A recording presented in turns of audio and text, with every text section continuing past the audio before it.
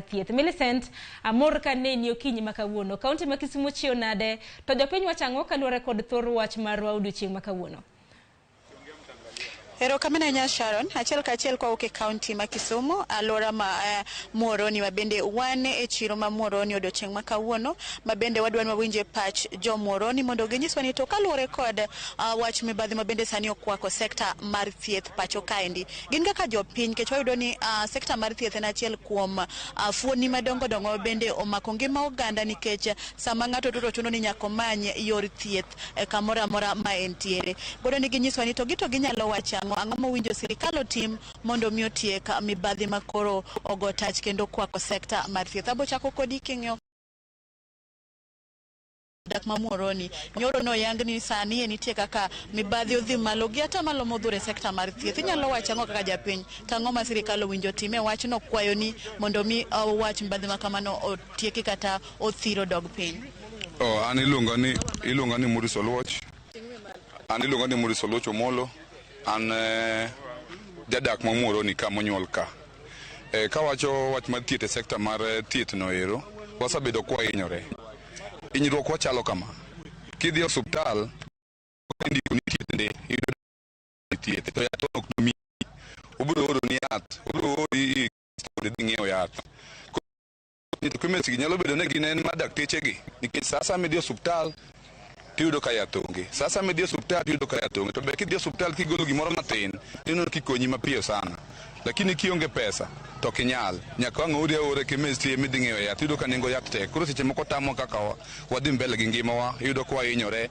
Jomoko to kich koso mar pesa, kich government en kama wageni en kama cheap, minyalo yudo ka bech yath ni piny. To kosa uri kemesti yudo ka bech yath no ni malo. Koro wasabedo kwanyore, koro wakwayo government sirikando mwan go ni mondo tim close monitoring no osiptende wagi mondo ging'i gilu sekta ka sekta mar thieth kendo weche mag yath mag stocking magitimo mag osiptal ging'i kendo gitim close monitoring mar ne jo osiptal ne dakteche go mondo wayud kaka wanyalo bedo gi yath. Kech yath ok onego bed ni koso osiptal pile ka pile. Kidhi osiptal ionge yath iyudi kemesi kidhi ete yude. Kamano machiegni ini nyalo wachang'o wawa mako ni ting'wi malo mondo igolo buru. Okay, an iluonga ni Joseph Otieno Uma, jadak ma Muhoroni kaendi. An kaluwore gi weche mag yath mag thieth, Muhoroni kaendi e kuma waseyudo ko wasebedo chien mang'eny. Kiyudo kata mana yore mag yo machopo osiptal, king'iyo kaka yore go chal, iyudo kata kiting'o ng'ama yach, ochopo osiptal kosenyore kabisa. Alafu yath, kibiro e sekta mar yath kendo kaendi, iyudo ka yath, osiptal oket ni wayud yath nikech en gir public. To yath wachako duogo nyiewo mana e chemistry. Iyudo ka joma ne miyowa yath kucho, ondiko ni yath mondo iduogi nyiewo mana e chemistry ka. To yedhe gi eki, gin jok ma ni mana gi connection. Yath biro osiptal, mineno ka yath odonjo osiptal, to yath ok bedo osiptal. Yath chak iduogi nyiewo mana e chemistry. Koro wakwayo mana gavana wani to nyiswa kuma okete wae. Nikech yath e ngima dhano kaendi. Machiegni mana mapiyo piyo ini nya wachang'o e wach mibadhi mosani ogo tach e osiptende kata sekta mar thieth pacho ka. An giluonga ni Denirina. An jadak ma Muhoroni, an chef, an gi hotel The Pub. Kaluwore gi weche mag thieth Muhoroni kae, wayudo ka shida wan godo mana korka yath ni, nikech kidhi osiptal to ok iyud yath. To watemo kwayo sirikal ni ere kaka ginyalo konyowa mondo wayud yath, nikech nderni to lich adier ma kata jatuo kiting'o ni tero osiptal to kama jatuo nyalo transport ma jatuo nyalo dhi godo yudo ka is a problem. Ng'ato nigi gari to samoro yo kende rach, ma ka en jatuo mane nigi shida to kochopo osiptal tiyudo ka koro shida ne cha omedre nikech bugni moduogo kale. Koro sirikal masani kaluwore gi kaka gitiyo ok gidhi maber ahinya, nikech kata kidhi osiptal kanyo tinya yudo ka doctors are very reluctant, nurses are very reluctant, nikech samoro thieth midwaro no, yath midwaro onge kanyo. Koro kidhi kanyo to itimoni mana thieth matin minyalo timni, modong' ing'isi ni dhi e chemist indiko ni yath makama idhi e chemist.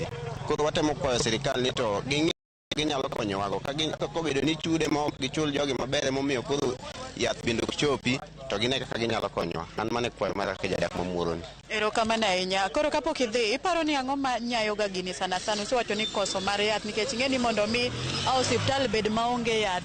Iparo ni ang'o manyalo medo nyayo corruption kata mibadhi e osiptende gi mamiyo kata yath koro ok chopi, daktari bedo ma ok tich ok ochune, kaka wacho ni gibedo reluctant.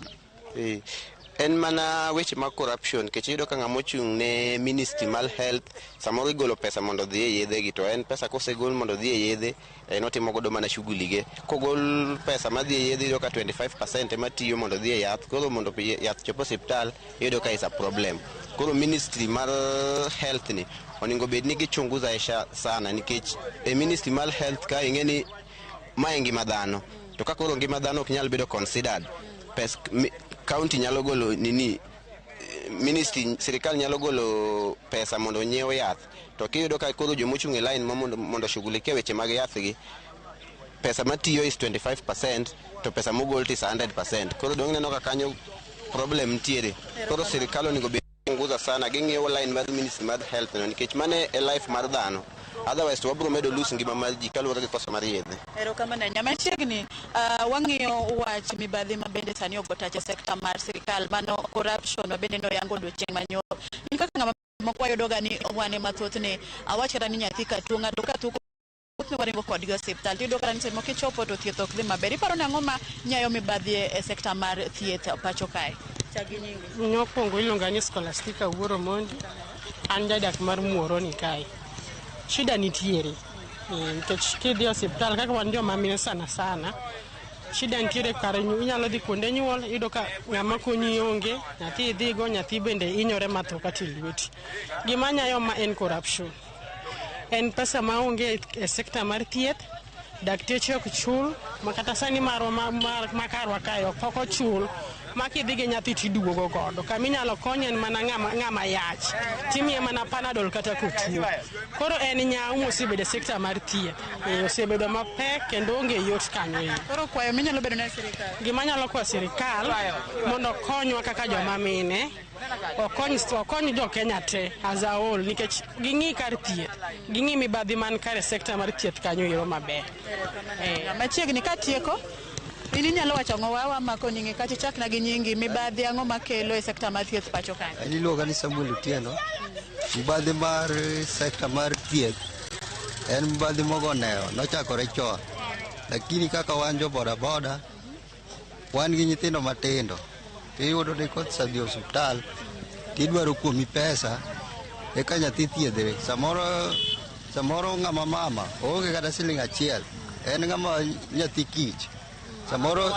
Samoro in onyuoli nyathi kich, kaka yud pesa onge.